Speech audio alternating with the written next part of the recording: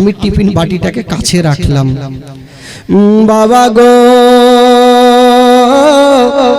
আমার নবীকে নিয়া বাবা চলতে আরম্ভ করে দিল।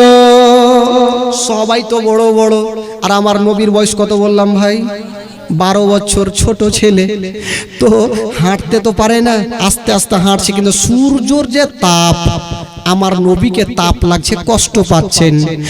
যার দুনিয়াতে কেউ নাই, তার আছে মহান আল্লাহ।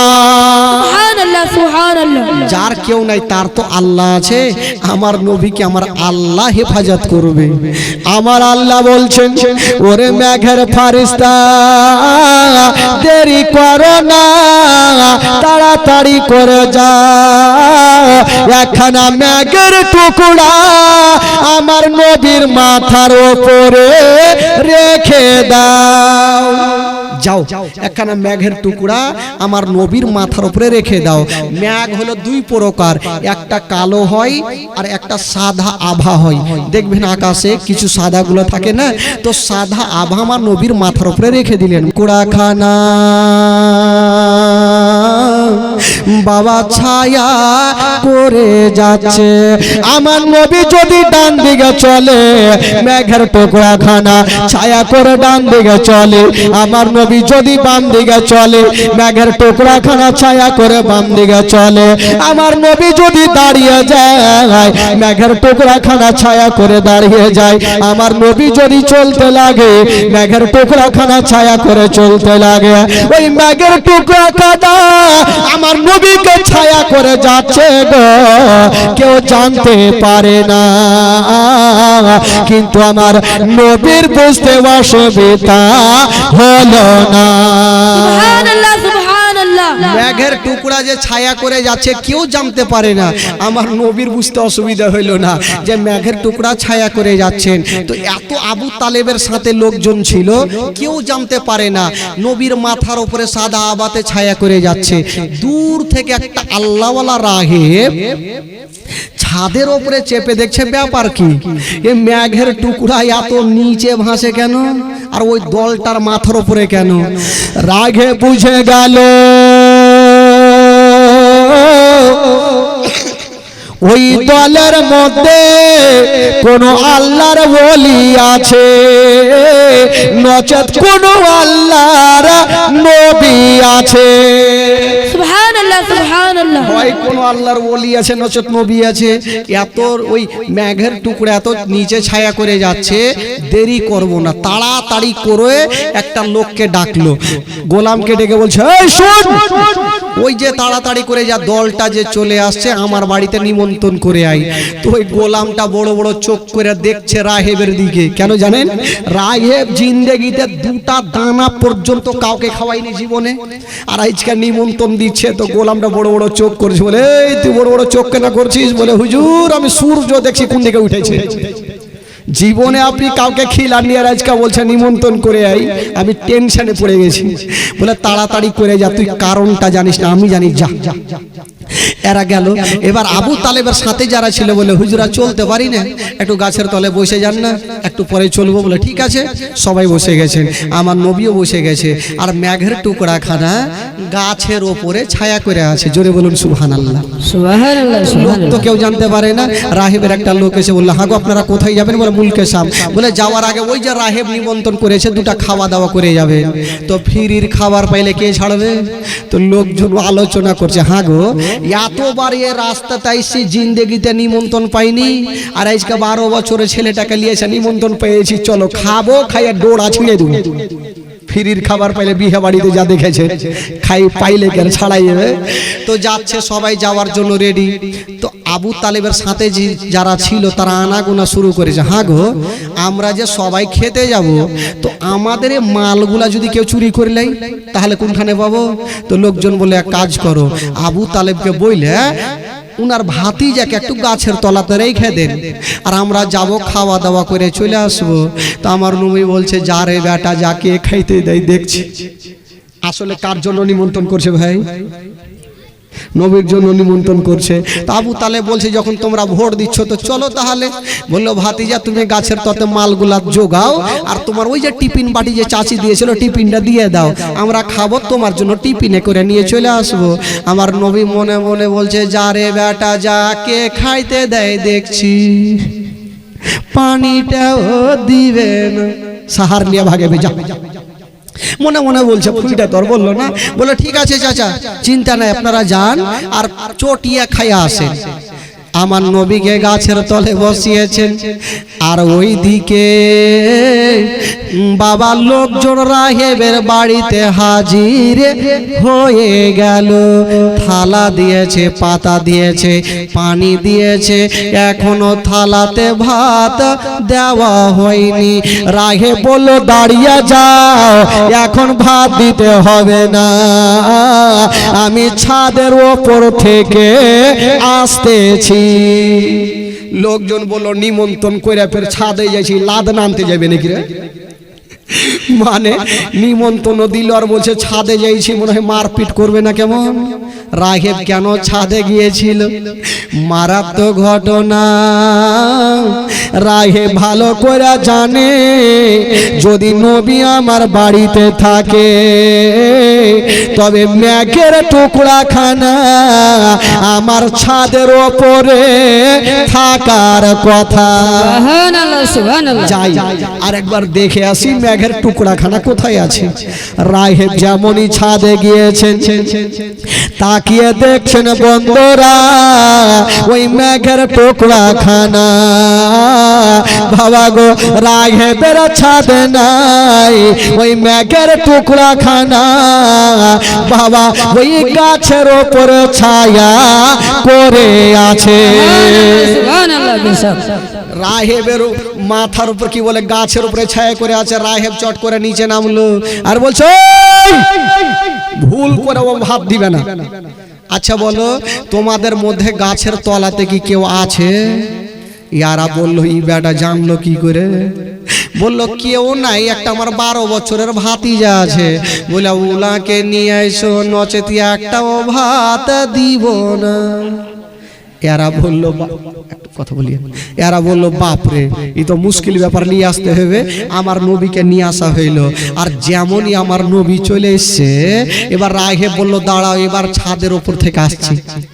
রাহেব যেমনই ছাদে গিয়েছেন, যেমনই ছাদে যাওয়া বাবা নজর করে দেখছে না ওই মেঘের টুকরা খানা আর ওই কি বলে গাছের ওপরে নাই ওই মেঘের টুকরা খানা রাহেবের ছাদে ছায়া করে আছে। সুবহানাল্লাহ সুবহানাল্লাহ। রাহেব চট করে নিচে নামলো আর বলে শুন এবার পেট ভর্তি করে চটিয়া খিলা। তো ফ্রির খাবার চটিয়া সবাই খাইছে, আর সব জায়গাতে একটা জোকারি লোকও থাকছে, ওইখানেও আছে। তো একটা লোক খাচ্ছে, খেতে খেতে ঢেকুর ছাড়ছে আর লম্বা সুরে বলছে আল্লাহ তুমি খিলাইলা আমি খাইনু, কাহুরি বাপের খাইনি। তোরা এবার মিজাজ খারাপ হইবে কি হবে না? তুই আমার দানা খেয়ে কইছে কাহুরি বাপের খাইনি, তোকে তুই লা ছাড় মারবো। আবু তালেব বুঝাইছে পাগলা এরকম করবি তো তোকে খাইতে দিবেন, চুপচাপ খা, নিমন্ত্রণ দিয়েছে খা, আর বলিস না। ঠিক আছে হুজুর আর জিন্দেগিতে বলবো না। আবার খাচ্ছে, খেতে খেতে আবার বলছে, যার যেটা অভ্যাস ভুলতে পারে না, আবার বলছে আল্লাহ তুমি খিলাইলা আমি খাইনু, কাহরে বাপের খাইনি। রাহেব বলছে তুই যখন কাহরি বাপের খাইসনি তোর লল্লিতে হাত ভরার আমার ভাত ঘুরিয়ে দিয়ে ভর, তোর লল্লিতে হাত ভর আর আমার ভাত ঘুরিয়ে দে। আবু তালেব বুঝাইছে হুজুর ছেড়ে দেন, পাগলা মানুষ কিছু বুঝে না, ছেড়ে দেন হুজুর। বলে ঠিক আছে আর বলবি না তো? বলে আর বলবো না, জীবনে বলবো না। তো বলবো না করতে করতে ফের বলে দিছে, কারণ একটা বাদশা যাবে শ্বশুর বাড়ি, তো পায়জামাটা খুবই ময়লা, তো বলছে শ্বশুর বাড়ি ময়লা পায়জামা পরে যাবো তো মান সম্মান থাকবে রে। তো একটা গোলাম বলছে হুজুর চিন্তা নাই আপনি আমার চকচকে পায়জামাটা পড়েন। বলে হারে গোলামের পায়জামা পরে যাবো তো মান সম্মান থাকবে। বলে হুজুর আমি জানবো আপনি জানবেন, জানবে আল্লাহ, বাকি কেউ জানবে না। বলে দেখ বলিস না, না আমার মান সম্মান থাকবে না, লোকজন বলবে দেখ গোলামের পায়জামা পরে এসছে, চলে গেছে। এবার যাওয়ার পর বাদশাহ তো ঘরে আছে আর গোলামটা বাইরে পাহারা দিচ্ছে। তো দু চারটা লোক ভাবলো যে বাদশাহ শ্বশুর বাড়ি এসে চল দেখা আসি। আসলো তো গোলামটাকে জিজ্ঞাসা করছে, এই তোমাদের বাদশাহ কই? তো গোলামটা লম্বা সুরে বলছে, দেখো ভাই বাদশার কথা 100 বার বলবো, 200 বার বলবো, 1000 বার বলবো, কিন্তু পায়জামার কথা বলবো না। ইয়ারা কইছে পায়জামা কি হলো রে? দু চারটা লোক তো নেমে গেল, বলে তোর পায়জামা কি হয়েছে বল। বলে ভাই বলিও না, বাদশাহ যেটা পায়জামা পরে আছে ওটা আমারই। লোকজন বললো ধুর, যে গোলামের পায়জামা পরে আসে ওকে জিন্দেগিতে কেউ দেখতে আসে, চল বাড়ি। ইয়ারা তো বাড়ি চলে গেল। আর বাদশাহ জালনা দিয়ে দেখছিল, আইসা তাই না দু গালে 2 চড়। তুই বললি কেন? বলে হুজুর কিয়ামত পর্যন্ত মায়ের মনে থাকবে, আর জিন্দেগিতে বলবো না। বলবি না তো বলেন না। আবার একটা দল চলে এসে বলে তোদের বাদশাহ কোথায়? বলে দেখো ভাই বাদশার কথা 100 বার বলবো, 1000 বার বলবো, 100 বার বলবো, পায়জামার কথা বলে 2 গালে 2টা তামাচা খেয়েছি, ওইটা কথা জিন্দেগিতে আর বলবো না। ফের বলা হয়ে গেল। তো যার যেটা অভ্যাস আছে ও কি আর ভুলতে পারে ভাই? জীবনে পারবে না। এবার ওই কি বলে খাওয়া দাওয়া তো শেষ হইল। এই যে রাহেব যে খুশি করে নিমন্ত্রণ করলেন, কারণটা কি ছিল? কেন নিমন্ত্রণ করলেন?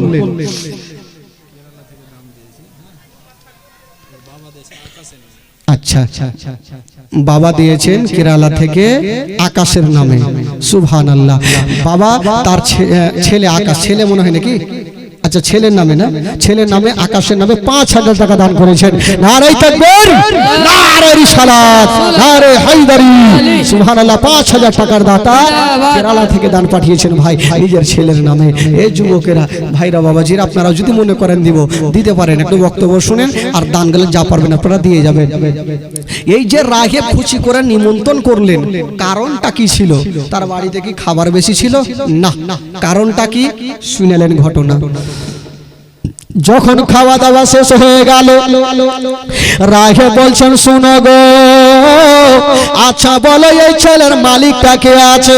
আবু তালেব হাত তুলে বললো আমি মালিক আছি। বললো যাবে কোথায়? বললো মুলকে শামা। বলছো গো আবু তালেব, যদি আমাকে 5টা মিনিট সময় দাও, তোমার ভাতিজাকে নিয়ে একটু ঘরের মধ্যে যাব। বললো ঠিক আছে, আপনি আমাদের নিমন্ত্রণ করেছেন, ভালোবেসেছেন, আপনি 5টা মিনিট কেন, আপনি যতক্ষণ পারেন আমার ভাতিজাকে নিয়ে জানা। ও যুবক বন্ধুরা, ও আমার মা বোনেরা, এবার আবু তালেব বাবা গো আমার নবীকে নিয়ে রায়ের ঘরের মধ্যে চলে গেল। ভিতর থেকে দরজা লাগিয়ে দিলেন, আমার নবীকে একটা উঁচু জায়গাতে দাঁড় করাইয়া বাবা গো রায়কে মুখে কথা বলে না। বাবা গো ওই নবীর চতুর্দিকে ঘুরতেছে। রায়েব যে আমার নবীর চতুর্দিকে ঘুরতেছিল, বুঝতে অসুবিধা হলো না। আমার নবী বুঝা গেল রাহেব কেন ঘুরে। রাহেব ভালো করে জানে, যদি শেষ জামানার নবী হয় তবে নবীর পিঠের উপরে একখানা মোহরে নবুয়ত লাগা থাকবে, আর কেউ একবার যদি চুমা দিয়া দেয় তার জন্য জাহান্নামের আগুন হারাম হয়ে যাবে। এই জন্য রাহেব ঘুরতেছিল। বাবা গো এবার ঘুরতে ঘুরতে আমার নবী বুঝা গেল। আমার নবী বলছেন রাহেব আর তোমাকে ঘুরতে হবে না, তোমার কামটা তুমি পূরণ করে নাও। বাবা গো এবার সঙ্গে সঙ্গে আমার নবী মুস্তাফা সাল্লাল্লাহু তাআলা আলাইহি ওয়াসাল্লাম নিজের জামাখানা একটু তুলে দিয়েছেন বাবা। আর যেমনই তুলে দিয়েছেন বন্ধুরা, রাগে দৌড় দিয়ে গেল আর আমার নবীর মোহরে নবুয়তকে চুমা দিয়ে দিল। যেমনই চুমা দিয়ে দিয়েছেন বন্ধুরা, আমার নবীর জবান থেকে বেরিয়ে গেল, ওগো রাহেব যাও যাও, আজকে তুমি আর মোহরে নবুয়তকে চুমা দিয়েছো, আমি নবী তোমাকে একটা কথা বলে দিলাম, যাও যাও, তোমার জন্য জাহান্নামের আগুন হারাম হয়ে গেল। সুবহানাল্লাহ। যাও, তোমার জন্য জাহান্নামের আগুন হারাম হয়ে গেল। রাহেব এবার আমার নবীকে নিয়ে বাইরে আসলেন। রাহেব বলছেন ও আবু তালেব আপনার ভাতিজাকে নিয়ে যাবেন কোথায়? বললো মুলকে সমঝাবো। বললো খবরদার যেও না। বললো কেন? বললো এই জন্য যেও না, আপনার ভাতিজাকে যদি নিয়ে যান তবে জিন্দা ঘুরবে না। বললো কেন? বলে এই জন্য ঘুরবে না, আপনার ভাতিজা সাধারণ হতে পারে না, আপনার ভাতিজা সাধারণ ছেলে হতে পারে না। ও আবু তালেব শুনে নাও, আপনার ভাতিজা যদি হয় তবে শেষ জামানার নবী হবে। সুবহানাল্লাহ সুবহানাল্লাহ। আপনার ভাতিজা শেষ জামানার নবী হবে। আবু তালেব ভয় পেয়ে গেল, যদি আমার ভাতিজা নবী হয় তাহলে আর আমি নিয়ে যাব না। বাবা গো, আমার নবীকে নিয়ে আবার চলে আসলেন, কাছের বুসরা শহরে বিক্রি করে দিয়ে আসছেন। তো আবু তালেব ভাবছেন দূরে গেলে লাভ বেশি হইতো, কাছের শহরে লাভ হবে না। তো হিসাব করে দেখা গেল দূরে গিয়ে যতটা লাভ হতো না, কাছের শহরে বিক্রি করে দিয়ে তার থেকে ডবল লাভ হয়েছে। জোরে বলুন সুবহানাল্লাহ। সুবহানাল্লাহ সুবহানাল্লাহ। এবার বাবা গো, আমার নবীর বয়স আস্তে আস্তে হয়ে গেল 25 বছর। জোরে বলুন সুবহানাল্লাহ।